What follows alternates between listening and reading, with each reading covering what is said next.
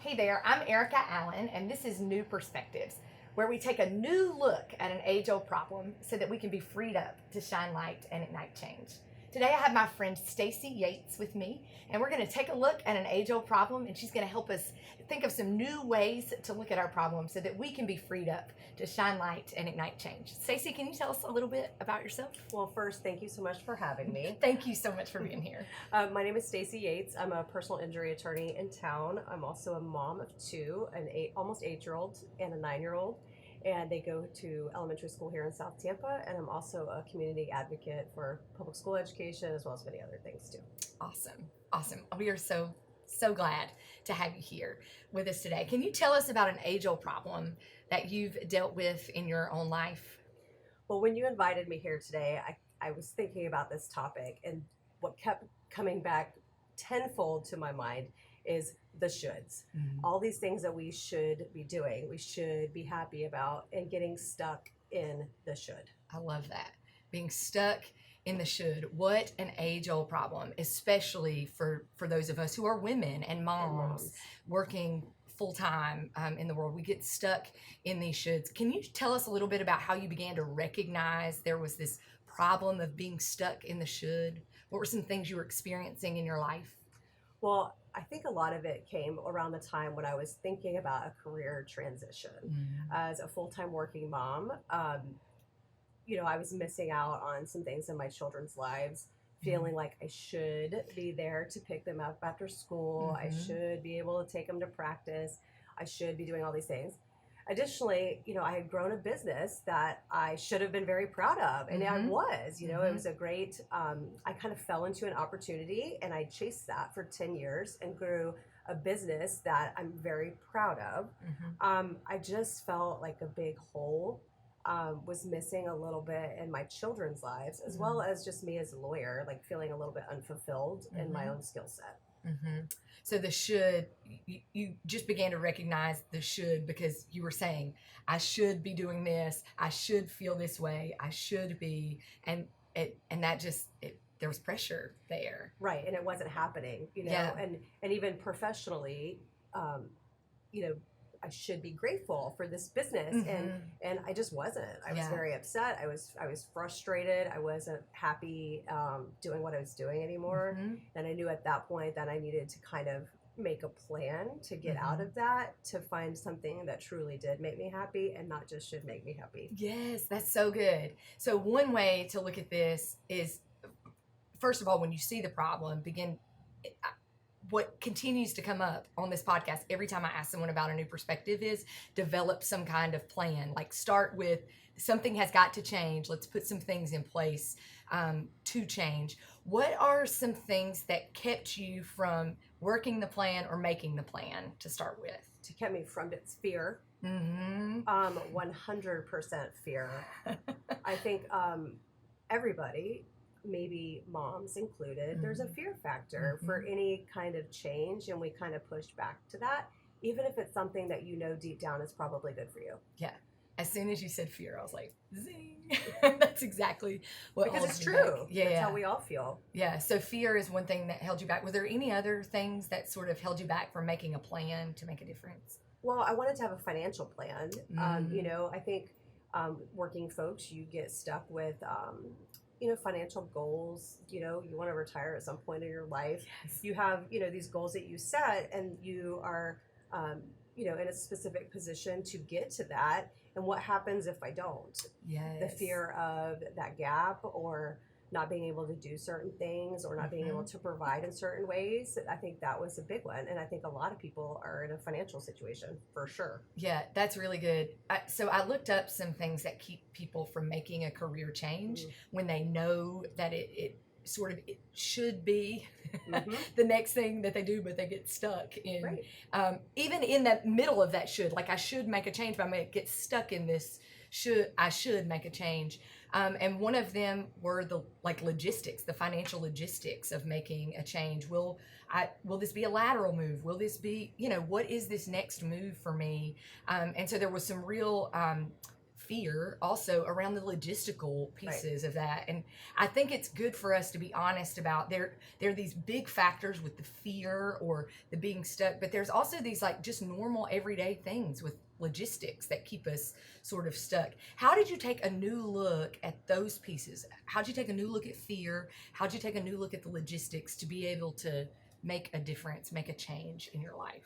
So I talked to mentors, women that I look up to in my profession, and how they kind of took that next step.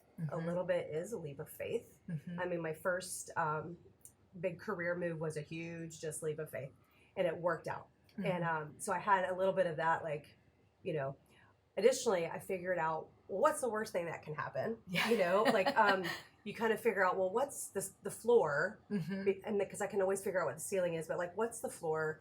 Am I okay with that? And if I can be okay with that, I can figure out the rest. Yes. And that's really how I started, kind of like a 2-year plan, really, of how I was going to kind of exit out where I was in my firm, make sure my clients were taken care of, because they meant a lot to me. Yeah. I just didn't want to practice that particular part of the law anymore, on that side. And I wanted to make sure they were taken care of because I built relationships over a decade, and you care about that. So I had this 2-year plan of how I was hopefully going to transition smoothly. Nothing ever goes according to plan, right? Yeah. But that's how it started. I talked to trusted mentors, and I really started a plan. I love that, because I feel like so many people that I talk to, when they're on this sort of journey to change, they want it to be immediate. So the 2-year plan, we're raised in a society right now. We're just in a culture where you can type something into Google and have an answer in 5 seconds. You pop your food in the microwave, it comes out. Like, things just move really fast. And I think we forget that some of the good things in life, it really does take a slower process. I think that's a new perspective I wasn't expecting to hear in this, because I think when we hear stuck, we immediately want to be unstuck. Right. But sometimes you got to be in the thick, in the mud, to be grateful for what's going to come on the other side. Yes. At least that's what I tell myself. Yes. That's awesome. I love that there was like a 2-year plan. So trusted mentors and conversations with people who could offer something to this journey. What were some other things that you found helpful? Obviously, having a real gut check with my husband, who I have a wonderful, wonderful partner in life. And he was like, look, life's too short. Let's figure out a way to make this work. I want you to be happy. I want you to be a happy mom. You want to be that person, but I also wanted some time with my kids. And I got that in 2020 because of the pandemic. Yeah. That was not part of the plan. Yeah. But it became part of it. Yeah. And I'm grateful for that time. I love that. What do we do when something interrupts sort of, we've got this 2-year plan. We sort of know how we're going to move to the next thing. What happened? Like, how did you make sense of things when the plan didn't go?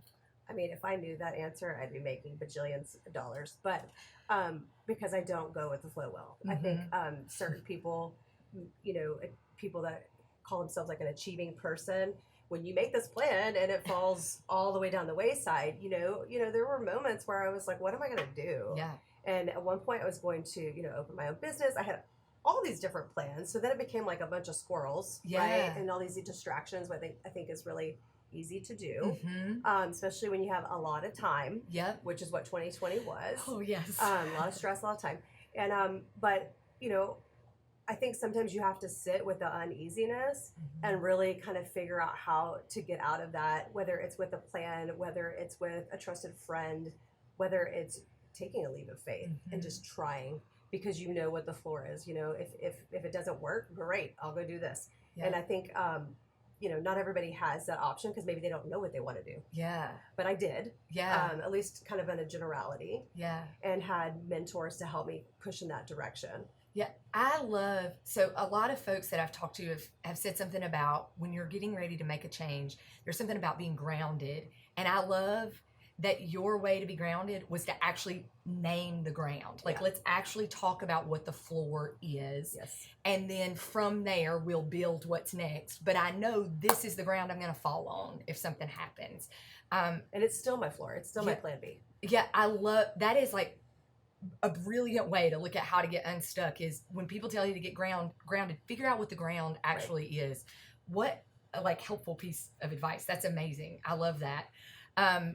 The second thing that I guess I want to pull off from there is you do talk about this uneasiness.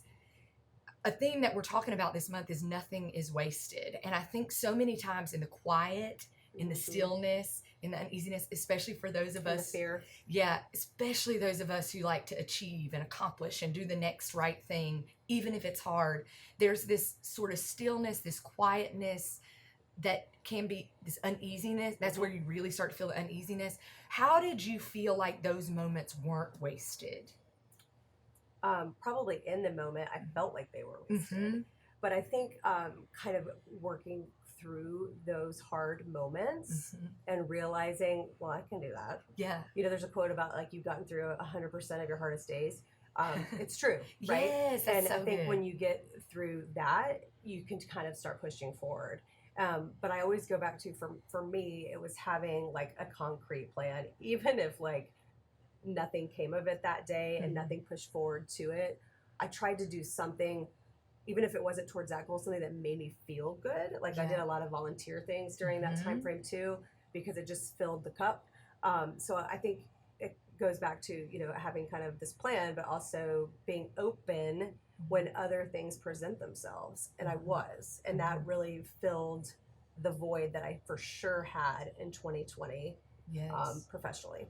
Yeah, I'm a pastor, and the number one thing we talk about at Horizon Church is in these moments of uneasiness and not knowing what's next, like Jesus tells us, serve somebody, feed them. If you see somebody thirsty, give them some water. And I think so often we think that means when everything in our life is perfect and ready to go, that's when we can serve other people. And I hear you saying, like, in these moments, don't waste the uneasy moments to not serve or help somebody else too. And be open and step into it. Because for me, things just presented themselves, and I was like, I don't know anything about that, but I'll figure it out, and it ended up being something I really enjoyed. Or, hey, Stacey, can you moderate these discussions for these different groups, which I've never done, but I did it like 20 times during 2020 and I loved it. That's awesome. So you find these other skill sets perhaps you didn't even know you had. Yes. Not even that, but you make a difference, even if it's just a little bit. Yeah. But that was one of the ways I kind of, during the uneasiness, finding something to kind of help me out of it, whether it was a volunteer thing, maybe it was reading a book, maybe it was just spending time with my kids or my husband, but finding a way to kind of get out of that feeling, but acknowledging it too, right? Because it's a valid feeling, just like the fear factor, but like you need to be able to move past that, and you will move past it. It just might take a minute to sit in it. Yeah, I love that. Acknowledge it, but don't let it run the day. Right. That's good. They're like a bazillion gems. That's awesome. If someone else finds themselves in your position right now, they're like, I'm stuck in the should. I feel like I should be doing all these things. I think I should be grateful for what's right in front of me. What's the one piece of advice that you would offer them right Give now? yourself a little bit of grace and just take a minute. Because other people's shoulds are not yours. Yeah. And you should let go of the shoulds you put on yourself and figure out what your wants are and your needs. Because if your needs aren't met and your wants aren't met, like, for what I mean by that is, maybe it is just spending a little bit extra time with your child because you have new babies at home. Get rid of the shit that I should be doing all of these things, or I should be making their scrapbook, because guess what? It's going to be there the rest of their life. Or, I should be exercising because all my friends are. Like, you have to find a space for yourself and be a little bit gracious for yourself before you can serve yourself. And that would be my biggest takeaway, that it took me a year to kind of figure that out. Yeah. And that I still struggle with every day. Yeah. What I hear you saying is it's so easy to get stuck in the shoulds that we're never going to be able to move past there if we can't name some things that we want and need in life. And it literally frees us up. It takes all those, like, just it feels like it has a grip on you. It takes that grip away and frees you up to shine light and ignite change. In one sentence, what is a new way we could look at being stuck in the should right now? What's one way we could look at that in a new way that could free us all up? I would probably argue that you really shouldn't do anything. Yeah. and that you should look at that differently. So I said should, but Yeah, that it's that's okay. that it's a different way of looking at things instead of what you should be doing. It's more of like what I want and need to be doing and what fulfills me and feeds my soul.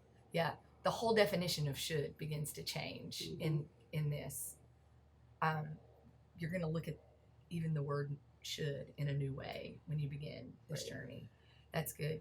If you could name one thing that you are certain in the moment felt like it was going to be wasted, but now looking back over the last couple of years was not wasted, what would be the one thing that you would say, this moment was not wasted for me? The moments with my children in 2020, which sounds really simple, but I have worked since they were 3 months old. And I never had just downtime with my kids, which sounds really silly and simple, but I never had that. I also never was able to see them in their classroom, which we all got that inside scoop, and I learned about things my kids were struggling with that I would never have known potentially if I wasn't literally sitting with them. So those times that I felt were wasted, I didn't, I was frustrated. I didn't want to be there, or I didn't want to, in hindsight. And during that time, I've learned that it wasn't wasted, that's time that I will forever cherish, and probably one of the only things that came good out of 2020. Yes, I love that. Thank you so much for sharing. Like, as you're talking, I have cold chills on me because, like you, I just get wrapped up in the shoulds, and that's where you spend your time. And it really did give me an opportunity to stop and look at some things too. And I'm supposed to do that. Like, I do this for a living, and it really gave me that opportunity too. So thank you so much for sharing that. Thank you all for joining us today on this podcast. Nothing is waste. We'll change this. Thank you all for joining us on New Perspectives today. We can't wait to see you again next Thursday. All right.